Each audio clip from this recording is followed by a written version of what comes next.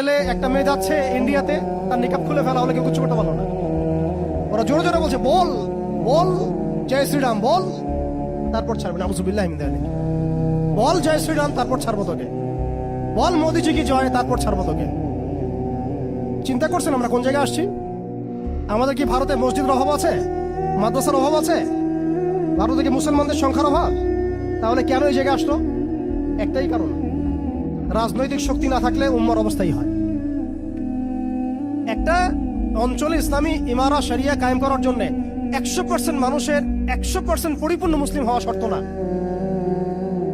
জি, বরং একটা অঞ্চলের মানুষের মধ্যে যদি মুসলিমে মানুষও একদম খালেস মুখলেস হয়, মুত্তাকি হয়, পরহেজগার হয়, ইমানদার হয়, একদম সিরাতের আদলে সব সুন্নাহগুলো মেনে চলে, ওই গুটি কয়েক মানুষের দ্বারা ইনশাআল্লাহ একটা বড় অঞ্চলে খেলাফত প্রতিষ্ঠা করা সম্ভব।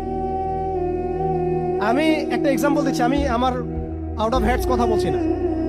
মদিনা রাষ্ট্র যখন কায়েম হয়েছে, আমাদের কি মনে হয় মদিনার 100% মানুষে মুসলিম হয়েছিল?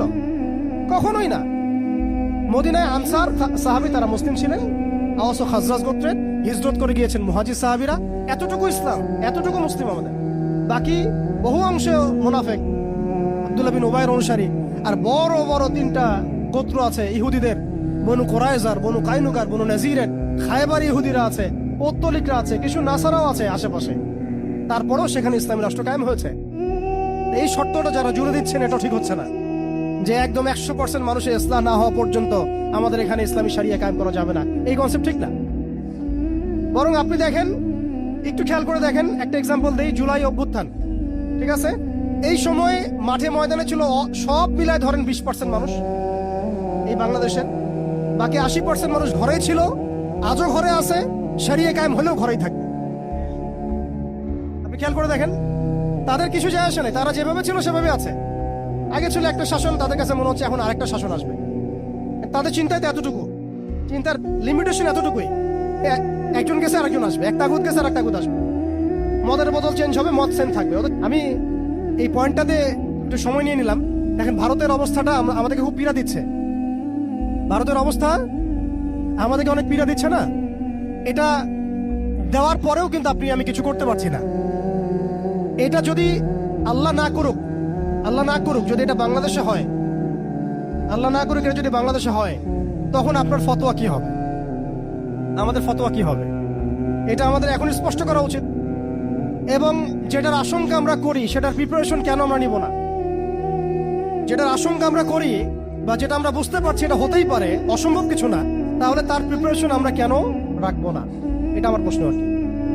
ভারতের মুসলিমরা কি কখনো ভেবেছিল আজকে থেকে 10 বছর আগে এমনটা হবে? ওয়াকফ বিলের মাধ্যমে আমাদের সব সম্পত্তি তারা গ্রাস করে ফেলবে, কেউ কি ভাবছে? আচ্ছা, আমাকে একটা প্রশ্নের উত্তর দেন। আগামীকাল যদি দারুল উলুম দেওবন্দ তারা দখল করে ফেলে, বলেন, আগামীকাল যদি তারা বলে দারুল উলুম দেওবন্দ আমাদের, এখান থেকে বের হও সবাই, কি করবেন আপনারা? না আমরা কি করব? ফতোয়া কি আসবে? কোন স্ট্রং ফতোয়া আসবে কিনা? সেটাকে প্রতিহত করার জন্য আমাদের জীবন দেওয়ার প্রশ্ন আসবে কিনা? এটাই তো কথা। যদি হ্যাঁ হয়, তাহলে আজকে আমরা ভারতের মুসলমানদেরকে মৃত্যুর হাতে ছেড়ে দিচ্ছি কিভাবে? আর যদি না হয়, তাহলে তো কিছু বলার নাই। মানে আমাদের সামনে রাস্তা তো 2টা, হয় তাদের সামনে, আমাদের বলতে আমি তাদেরকে আমাদের অন্তর্ভুক্ত করে বোঝাচ্ছি, তাদের সামনে রাস্তা 2টা, হয় এখন তাদের মার খেয়ে মরবে জিল্লতির সাথে, থুতু চাটাচ্ছে তারা রাস্তায়, আমাদের মুসলিম ভাইদেরকে তারা থুতু চাটাচ্ছে রাস্তায়, মেয়েদেরকে নগ্ন করতেছে, বাড়িঘর জ্বালাই দিচ্ছে, মসজিদ ভেঙে দিচ্ছে, মাদ্রাসা দখল করতেছে, গরুর গোশত নিয়ে গেলে পিটায় মেরে ফেলতেছে, বাবার সামনে মেয়েকে ধর্ষণ করতেছে।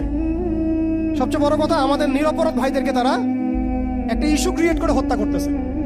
এটা একটা জেনোসাইড, গাজার মতোই একটা অবস্থা তারা সৃষ্টি করছে ভারতে, কাশ্মীরে। কথা হচ্ছে তাদের সামনে অপশন কয়টা?